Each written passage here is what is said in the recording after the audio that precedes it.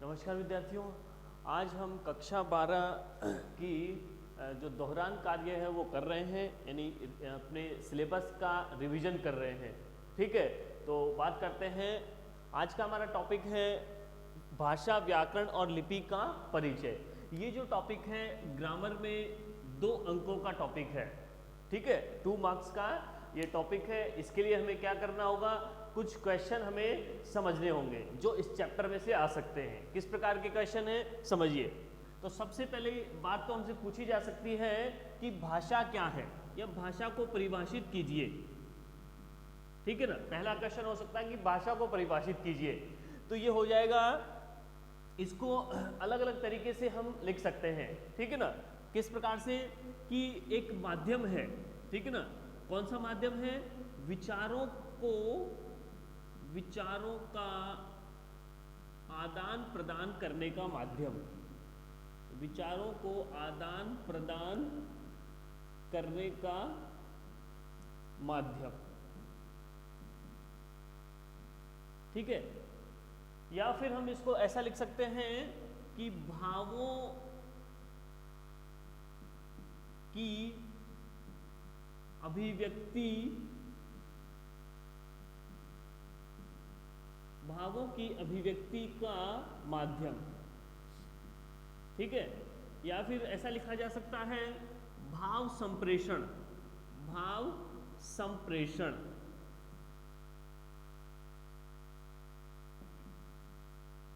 भाव संप्रेषण का सशक्त जरिया। ठीक है, भाव संप्रेषण का सशक्त जरिया है। और या हम कह सकते हैं कि विचार विनिमय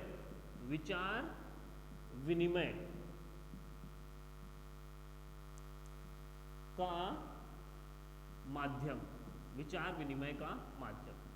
तो इस प्रकार से हम लिख सकते हैं। और हमको समझना चाहिए कि भाषा यानी लैंग्वेज क्या है, एक मीडियम है, एक माध्यम है जिससे एक व्यक्ति अपने विचारों को दूसरे तक पहुंचाता है। या फिर हम ऐसा भी कह सकते हैं कि जो दूसरा व्यक्ति है वो पहले व्यक्ति के विचारों को ग्रहण करता है। ठीक है ना, तो हम ऐसा लिख सकते हैं कि विचारों को प्रस्तुत करना या फिर ग्रहण करने का, प्रस्तुत या फिर ग्रहण करने का जो माध्यम है उसे हम भाषा कहते हैं। ठीक है ना, तो इस अलग अलग तरीकों से हम लिख सकते हैं कि भाषा वह माध्यम है जिसके द्वारा हम अपने विचारों का आदान प्रदान करते हैं। ठीक है ना, तो हम ऐसा भी लिख सकते हैं कि भावों का आदान प्रदान करने का माध्यम। ठीक है ना, तो इस प्रकार से अलग अलग तरीकों से हम भाषा को परिभाषित कर सकते हैं।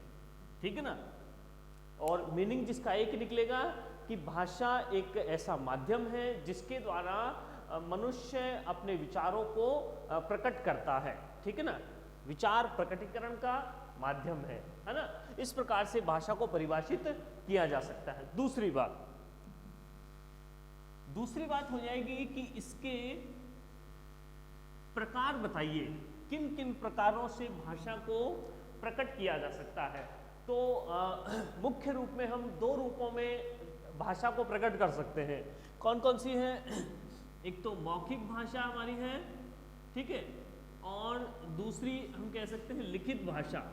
ठीक है, तो क्वेश्चन आ सकता है कि ये मौखिक और जो लिखित भाषा है इसमें वर्गीकरण कीजिए, इसमें अंतर बताइए, विषमताएं बताइए। इसमें क्या विषमताएं हैं, तो हम टेबल बना सकते हैं और आंसर दे सकते हैं कि जो मौखिक भाषा है जिसको बोला जाता है, ठीक है, जिसको बोलकर प्रकट किया जाता है उसे हम मौखिक भाषा कहते हैं, और जिसे लिखकर प्रकट किया जाता है वो लिखित भाषा होती है।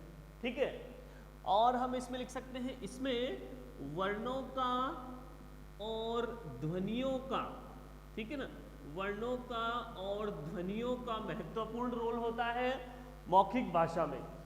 इसके बाद लिखित भाषा में हम लिख सकते हैं लिपि का, लिपि या वर्तनी चिन्हों का, लिपि या वर्तनी चिन्हों का महत्वपूर्ण रोल होता है या महत्वपूर्ण भूमिका होती है, ठीक है ना। फिर हम लिख सकते हैं कि समाचार वाचन, समाचार वाचन, भाषण, साक्षात्कार, ठीक है, ये सभी चीजें किस में आ जाएंगी, मौखिक रूप में, ये मौखिक रूप में आ जाएंगी।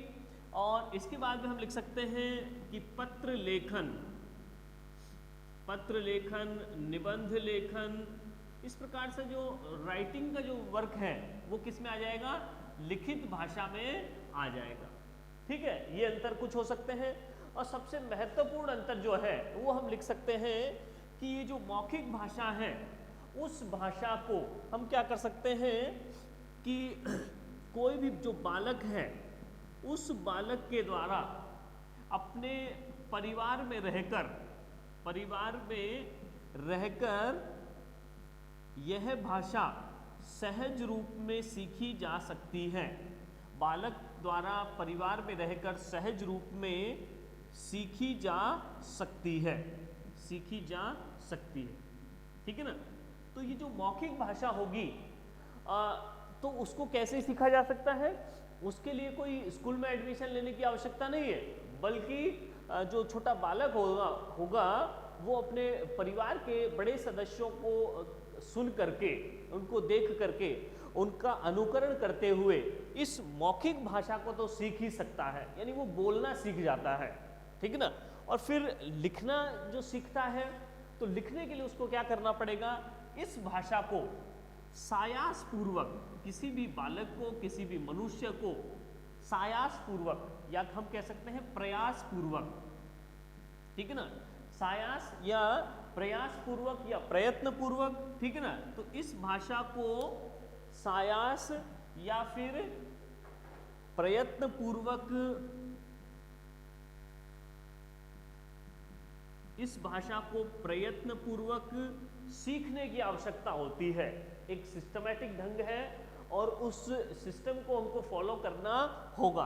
तो प्रयत्न पूर्वक हमें उच्चारण के साथ में, उच्चारण के अनुरूप ही, उच्चारण के अनुरूप ही हमें वर्तनी चिन्हों का अभ्यास करना पड़ता है, वर्तनी चिन्हों का हमें ज्ञान प्राप्त करना पड़ता है।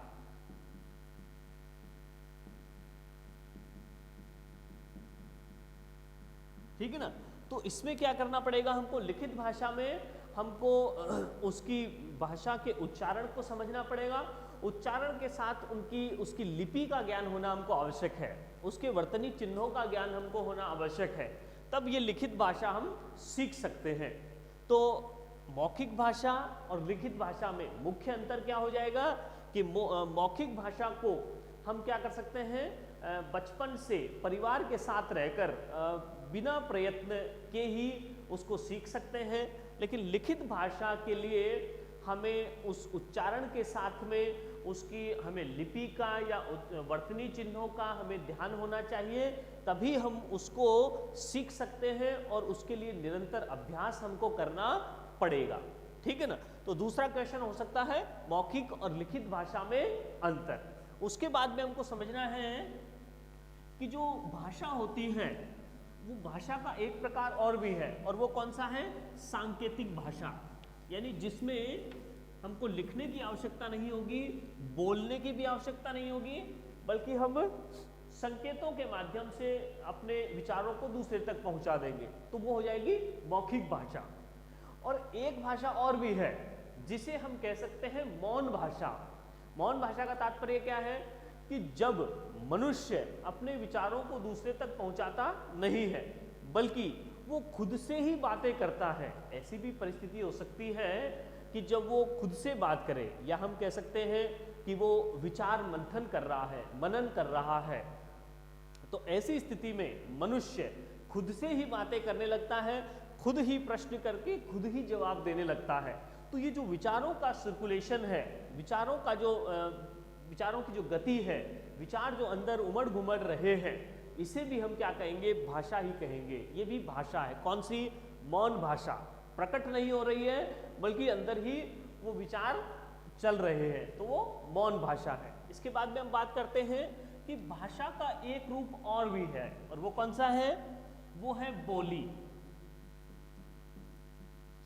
भाषा का एक रूप है बोली।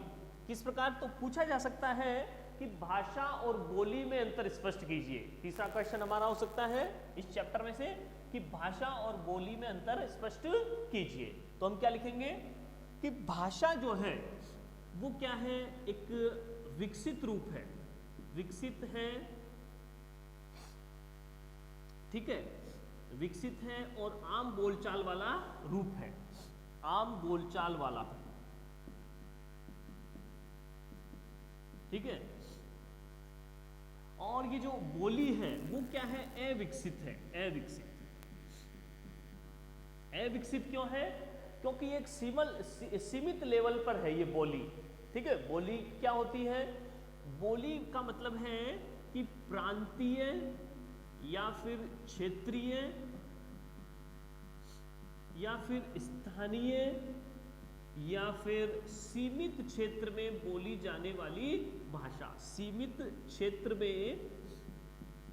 क्षेत्र में बोली जाने वाली भाषा। तो ऐसी लैंग्वेज जो एक प्रांतीय स्तर पर हो या क्षेत्रीय हो या स्थानीय हो या सीमित क्षेत्र में हो, या हम कह सकते हैं लोकल लेवल पर हो, एक जो सीमित क्षेत्र है उसी दायरे में ही केवल वो बोली जाती है, उसको यूज किया जाता है, बड़े स्तर पर यूज नहीं किया जाता। तो उस भाषा को, उस लैंग्वेज को हम बोली कहते हैं, या हम कह सकते हैं डायलेक्ट, ठीक है। जो भाषा क्या होती है? भाषा एक बड़े क्षेत्र पर बोली जाती है, ठीक है ना। बहुत से लोग उसको बोलते हैं, बहुत सा जन समूह उसका यूज करता है, इसलिए उसको हम कहते हैं भाषा, ठीक है। और क्या अंतर है? और ये अंतर है कि भाषा जो होती है उसमें काव्य रचना हो सकती है, भाषा में काव्य रचना होती है। जैसे हिंदी भाषा है, इंग्लिश भाषा है, संस्कृत भाषा है, तो उसमें क्या होता है? उसमें कविताओं की रचना होती है, ठीक है ना। हिंदी में, इंग्लिश में, संस्कृत में श्लोक रचे जाते हैं, ठीक है। तो काव्य रचना हो सकती है भाषा में, लेकिन बोली में काव्य रचना नहीं होती है, ठीक है। और उसके बाद में हम क्या लिखेंगे कि भाषा का एक सुदृढ़ व्याकरण भी होता है, लेकिन बोली में व्याकरण नहीं होता है, ठीक है ना। जैसे हम बात करते हैं कि हिंदी का, इंग्लिश का, संस्कृत का व्याकरण है सबका अलग अलग, लेकिन बोलियों का व्याकरण नहीं होता। इसी प्रकार शब्दकोश है, ठीक है, जो वोकेबलरी है, डिक्शनरी है, वो किसकी होगी? भाषा की होगी, जबकि बोली की शब्दकोश वहां नहीं होता है। तो ये कुछ प्रमुख अंतर है भाषा और बोली में, ठीक है। तो ये क्वेश्चन हमसे पूछा जा सकता है और इसके आंसर में हम लिख सकते हैं कि भाषा विकसित होती है, उसमें काव्य रचना हो सकती है, व्याकरण भी उसका होता है, शब्दकोश भी होता है उसका, लेकिन बोली का स्तर थोड़ा छोटा होता है, सीमित दायरा इसका होता है, और इसमें व्याकरण और शब्दकोश वगैरह है नहीं होते हैं, ठीक है। तो आगे बात करते हैं। चौथा क्वेश्चन इस चैप्टर में से जो पूछा जा सकता है वो ये है कि भाषा को, ये जो हिंदी भाषा है उसको 5 भागों में बांटा गया है। हिंदी भाषा को 5 भागों में बांटा गया है, ठीक है ना। हिंदी भाषा को 5 भागों में बांटा गया, ठीक है। और 5 भाग कौन कौन से हैं? तो बात करेंगे पूर्वी भाषा, पूर्वी हिंदी, फिर उसके बाद में आ जाएगी पश्चिमी हिंदी, फिर आ जाएगी बिहारी, फिर आ जाएगी राजस्थानी, और फिर आ जाएगी पहाड़ी। तो इस प्रकार से हिंदी भाषा को ये 5 भागों में बांटा गया है। और क्वेश्चन पूछा जा सकता है कि बताइए ये जो पश्चिमी हिंदी है इसमें कौन कौन सी बोलियां हैं, या फिर पूछा जा सकता है राजस्थानी जो है उसमें कौन कौन सी बोलियां आती हैं। तो समझते हैं। तो पूर्वी हिंदी की बात कर रहे हैं, तो पूर्वी हिंदी में आ जाती है हमारे कौन कौन सी बोलियां, अवधी, बघेली और छत्तीसगढ़ी। ठीक है, अवधी, बघेली और छत्तीसगढ़ी पूर्वी भाषा में। पूर्वी हिंदी के अंदर कौन कौन सी बोलियां होती हैं, तो हम कह सकते हैं कि इसके अंतर्गत एक तो अवधी, बघेली और छत्तीसगढ़ी, ये 3 बोलियां पूर्वी हिंदी के अंतर्गत आती है। दूसरा पश्चिमी हिंदी, तो पश्चिमी हिंदी के अंदर आ सकती है मेवाड़ी, मेवाती, मारवाड़ी और हाड़ौती। ठीक है, मेवाड़ी, मेवाती, मारवाड़ी और हाड़ौती। ठीक है, इसके बाद में ये यहां पर इसके अंदर पश्चिमी में आएगी, पश्चिमी में आ सकती है ब्रज, बांगरू, बुंदेली और खड़ी बोली और कन्नौजी। ठीक है, यहां पर ये आएगी पश्चिमी भाषा में। पश्चिमी हिंदी में कौन कौन सी आएगी, ब्रज, बांगरू, बुंदेली, खड़ी बोली और कन्नौजी। ठीक है ना, तो ये 5 बोलियां पश्चिमी हिंदी में आ जाएंगी, ब्रज, बांगरू, बुंदेली, खड़ी बोली, कन्नौजी। उसके बाद में है बिहारी। बिहारी में आ जाएगी हमारी मगही, मैथिली और भोजपुरी। ठीक है, एम से मगही, एम से मैथिली और बी से भोजपुरी, ये बोलियां बिहारी में आ जाएंगी। उसके बाद राजस्थानी, राजस्थानी में आ जाएंगी मेवाड़ी, मेवाती, मारवाड़ी और हाड़ौती। ठीक है, मेवाड़ी, मेवाती, मारवाड़ी और हाड़ौती, ये जो बोलियां हैं वो राजस्थानी के अंतर्गत आती हैं। और प्लस ढूंढाड़ी, मालवी और बागड़ी, ढूंढाड़ी, मालवी और बागड़ी, ये 3 बोलियां और हैं वो राजस्थानी में आती हैं। उसके बाद में आती है पहाड़ी, तो पहाड़ी में आ जाएंगी गढ़वाली, कुमाऊनी और मंडियाली। ठीक है, गढ़वाली, कुमाऊनी और मंडियाली। तो इस प्रकार से हम हिंदी भाषा को वर्गीकृत कर सकते हैं। हिंदी भाषा को 5 भागों में बांट दिया गया है और ये 5 भाग हैं पूर्वी, पश्चिमी, बिहारी, राजस्थानी और पहाड़ी। और पूर्वी जो हिंदी है उसमें ये 3 बोलियां हैं, अवधी, बघेली, छत्तीसगढ़ी। पश्चिमी हिंदी के अंदर 5 बोलियां हैं, ब्रज, बांगरू, बुंदेली, खड़ी बोली और कन्नौजी। उसके बाद में बिहारी के अंदर, बिहारी भाषा के अंदर कौन कौन सी बोलियां हैं, मगही, मैथिली, भोजपुरी। राजस्थानी के अंदर कौन कौन सी बोलियां हैं, मेवाड़ी, मेवाती, मारवाड़ी और हाड़ौती, ढूंढाड़ी, मालवी और बागड़ी। उसके बाद पहाड़ी हिंदी के अंदर कौन कौन सी भाषाएं हैं, कौन कौन सी बोलियां हैं, गढ़वाली, कुमाऊनी और मंडियाली। तो इस प्रकार हम उसको वर्गीकृत कर सकते हैं और कोई भी एक हमसे पूछा जा सकता है। तो आगे हम बात करते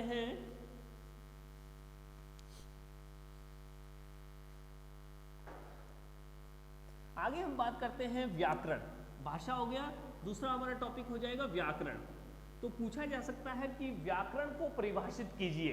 ये क्वेश्चन हमारे आ चुका है पिछले एग्जाम में, बोर्ड एग्जाम में, कि व्याकरण, हिंदी व्याकरण शास्त्र को परिभाषित कीजिए, हिंदी व्याकरण शास्त्र को। ठीक है ना, तो हम क्या लिख सकते हैं कि भाषा की या हिंदी भाषा की अशुद्धियों को दूर करने वाला शास्त्र, भाषा की अशुद्धियों को दूर करने वाला शास्त्र, दूर करने वाला, ठीक है, दूर करने वाला शास्त्र। शास्त्र का मतलब है पुस्तक, एक ऐसी पुस्तक जो भाषा की कमियों को, एरर्स को दूर करती है। ठीक है, या हम ऐसा लिख सकते हैं कि भाषा को अशुद्ध रूप को शुद्ध रूप प्रदान करने वाली, शुद्ध रूप प्रदान करने वाली पुस्तक, ठीक है ना, ऐसी पुस्तक जो भाषा को शुद्ध रूप प्रदान करती है, शुद्ध बोलना, शुद्ध लिखना हमको सिखाती है। व्याकरण को हम 3 भागों में बांटकर पढ़ते हैं। इसका हो जाता है एक तो वर्ण विचार, दूसरा हो जाता है शब्द विचार और तीसरा हो जाता है वाक्य विचार। इन 3 भागों में बांटकर हम व्याकरण की पुस्तक का अध्ययन करते हैं। और एक बात हमको ध्यान में रखनी चाहिए कि जो हिंदी व्याकरण है वो किस पर आधारित है? अधिकांश हिंदी व्याकरण का जो भाग है वो संस्कृत व्याकरण पर आधारित है, ठीक है। उसके बाद में हमसे पूछा जा सकता है एक क्वेश्चन जो हो सकता है लिपि। लिपि के बारे में हमसे क्वेश्चन पूछा जा सकता है। तो लिपि क्या है? भाषा को लिखने की विधि, भाषा को लिखने की विधि, लिखने की विधि, या फिर हम कह सकते हैं भाषा को लिखने की रीति या लिखने का तरीका, ठीक है। तो जो जब हम भाषा को बोलते हैं तो किसकी आवश्यकता होती है? ध्वनियों की, ठीक है ना। तो ध्वनियों को जब हम लिखते हैं, ध्वनियों को लिखते समय जो हमें वर्तनी चिन्हों की आवश्यकता होती है, ध्वनि को लिखते समय जब हमें वर्तनी चिन्हों की आवश्यकता होती है तो उन वर्तनी चिन्हों को ही हम क्या कहते हैं? लिपि कहते हैं, ठीक है। और हिंदी भाषा की जो लिपि है उसे हम देवनागरी कहते हैं, ठीक है ना। देवनागरी लिपि है, संस्कृत की भी देवनागरी लिपि है और हिंदी भाषा की लिपि भी देवनागरी है, ठीक है। और एक क्वेश्चन हमसे पूछा जा सकता है कि ये जो देवनागरी लिपि है उसकी विशेषताएं बताइए। तो हम लिख सकते हैं देवनागरी लिपि की विशेषताएं, देवनागरी लिपि की विशेषताएं। तो हम क्या लिख सकते हैं? कुछ बातें हम इसमें लिख सकते हैं कि ये जो भाषा है, ये जो देवनागरी लिपि है, ये लिपि कहाँ से लिखी जाती है? बाएं से दाएं लिखी जाती है, यानी लेफ्ट साइड से राइट साइड तक हम लिखते हैं, ठीक है। फिर लेफ्ट से फिर राइट लिखते हैं, ठीक है। उसके बाद दूसरी विशेषता है कि उच्चारण के अनुरूप लिखी जाती है, उच्चारण के अनुरूप लिखी जाती है। यानी जो मैं बोल रहा हूं ऊ, तो मैंने ऊ ही लिखा है, च बोला तो च ही लिखा है, ठीक है ना। जैसे कई लैंग्वेज में क्या होता है कि कुछ वर्ड साइलेंट होते हैं, ठीक है ना। जैसे हम बोल रहे हैं नॉलेज, लिख रहे हैं KNOWLEDGE, नॉलेज बोला लेकिन के भी इसमें आ रहा है, ठीक है ना। बोल तो रहे हैं नॉलेज लेकिन लिख रहे हैं कनॉलेज, ठीक है। तो इस टाइप से हिंदी में या देवनागरी लिपि में हम क्या करते हैं? उच्चारण के अनुरूप लिखते हैं और सभी वर्णों की आकृति समान होती है, वर्णों की आकृति समान होती है, ठीक है ना। जैसे हम इंग्लिश में लिख देते हैं ए तो छोटा हो गया, फिर इसके बाद हम लिख देते हैं बी इतना बड़ा हो गया, ठीक है ना। लेकिन यहाँ कैसे लिखे हुए जा रहे हैं? सब समान, ये देखो ये सब समान लिखे जाएंगे। ए लिख दो चाहे से गे लिख दो, सबकी साइज क्या है? समान, कोई छोटे बड़े नहीं है, ठीक है। तो ये कुछ विशेषताएं हैं देवनागरी लिपि की, ठीक है।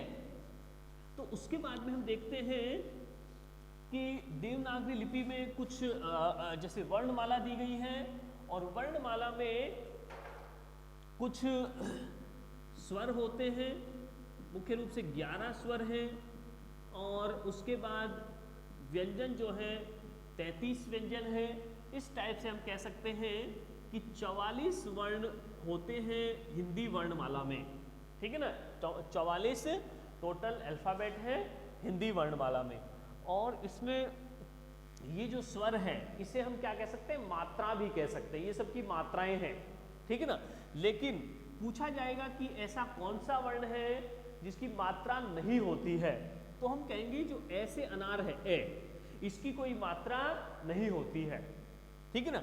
जैसे हमने कहा का, तो का पे कौन सी मात्रा लगी हुई है? आ की मात्रा लगी है। लेकिन ये जो ए है इसमें कोई मात्रा नहीं होती है।